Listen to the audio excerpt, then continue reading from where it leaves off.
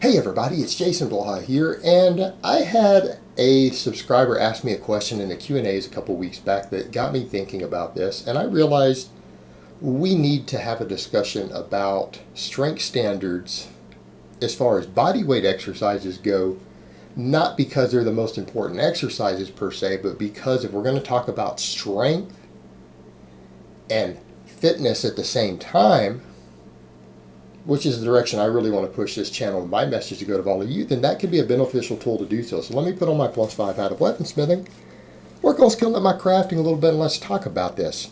And you guys know historically, my strength standards out there have been that I would like to see healthy young men, and I tell healthy young men these are reachable goals for 90% of you. If you train hard, you should be able to get to a 200 press, a 300 bench, 400 squat, and a 500 deadlift. Is that a healthy, drug-free young male who trains hard for several years and is eating well should be able to reach those goals? And if you reach those goals, you're also going to build a pretty substantial muscle mass base. You are going to look like you lift. And I don't mean when people say, oh, well, this person on camera doesn't, no, I'm talking about in person when you're standing next to other people, you're going to look like you lift. Everyone is going to know that you lift if you can hit those numbers. But that did leave out certain important muscles if we have that standard. It does. I mean, again, things like biceps that are going to be visible and affect if you look like you can lift. And it doesn't account for body weight. It doesn't account for body weight at all. And I know there's strength standard charts, and those are useful charts for people to work with in terms of your relative strength. But when we're talking about just getting people's benchmarks to reach in terms of fitness, you're not necessarily going to stay at the same body weight. There's going to be some body weight fluctuations, but I think that's really, really helpful.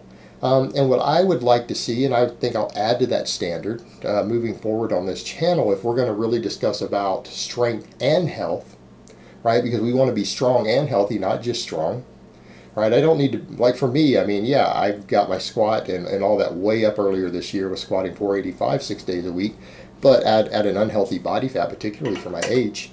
And I could barely hit that strength standard that I wanted on a weighted pull-up or chin-up. And I think we need the standard I'm going to set there is what I actually hit. But look at the disproportion in strength on the other lifts that was required for me to do that at that body weight. Right? It creates a bit of a limit factor there. Either you've got to be really, really strong to pull it off if you're at a higher body fat, or you just need to be at a lower body fat. And I think stuff like that really balances that out.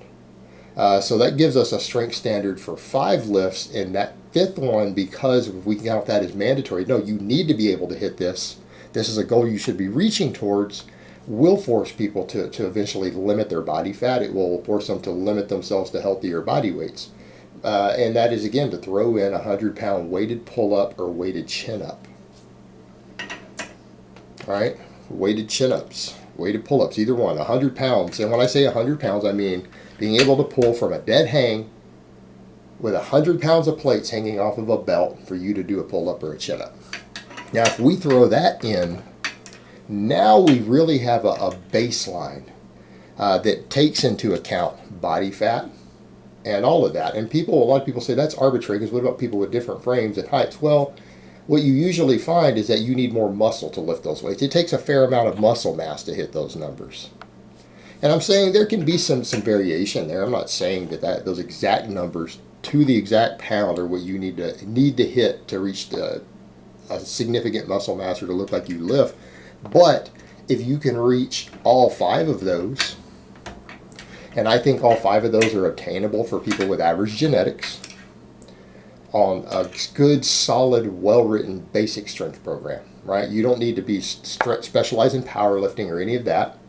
And in fact, I mean, when you have a strength standard and you're having to work the standing press and the weighted pull-up or weighted chin-up really hard, that's not really powerlifting anymore either, because those are different muscles involved. Those are your competitive lifts. But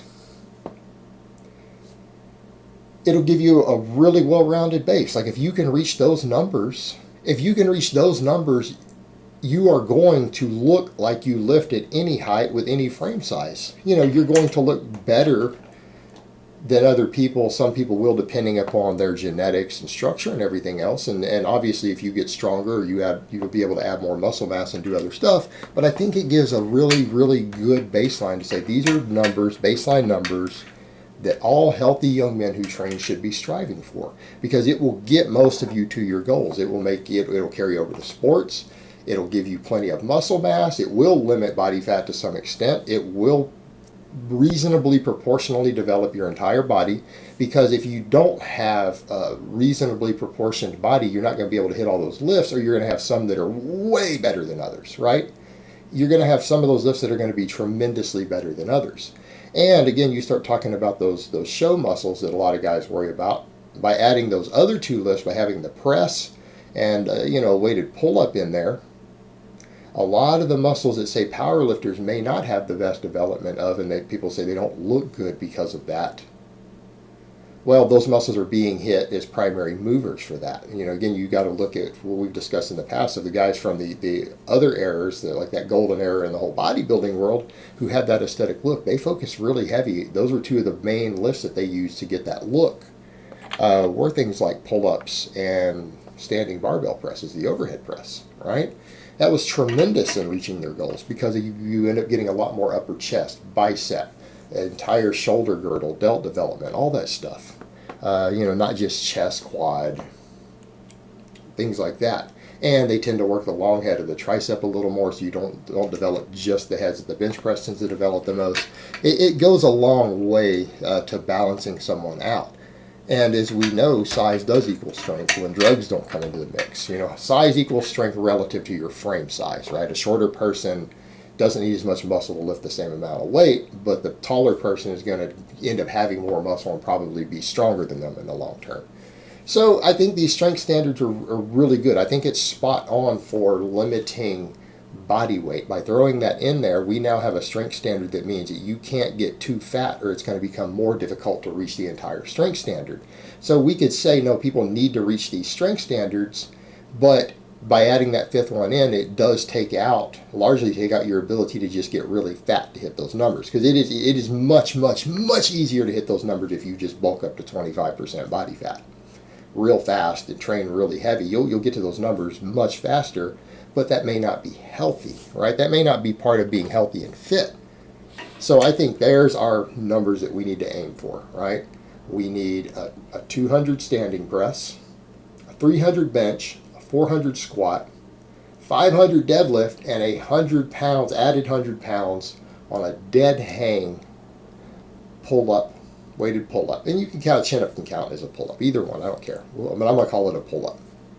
I think that would actually balance that back out. And now we have a set of numbers that you tell people that if we strive for, and you can correctly execute through the full range of motion and reach all of those lifts, all 5 of those lifts, you're going to have a pretty reasonable level of muscular development. You're going to have a reasonable amount of body composition, and you're going to have pretty good performance in base. It's going to be able to carry over into other things. So yeah, I really like the idea of adding that 5th lift in. I really like that idea. So we still kind of go back to that idea of what I used to call it the Big 5. But now we have a standard for it that can help limit all body fat and really think about body composition and overall development, not just performance, because it will carry over to the way that you look at that point. And again, there are guys out there who say those 5 lifts are really your foundation anyways. Go look at guys like Martin Burkham, go look at the Golden One. And these guys look impressive, and they kind of say the same things. The lifts very similar to those 5 are kind of their top 5, that if you just focus on those, lifts, you're going to be really jacked. Not saying you can't do other stuff, but if you build your base off of those 5, you can't go wrong by doing that. You can't really go wrong by doing that. You're going to get results. Alright guys, but that's really all I have to say on that today. I hope it's been informative, and I will talk to you guys next time.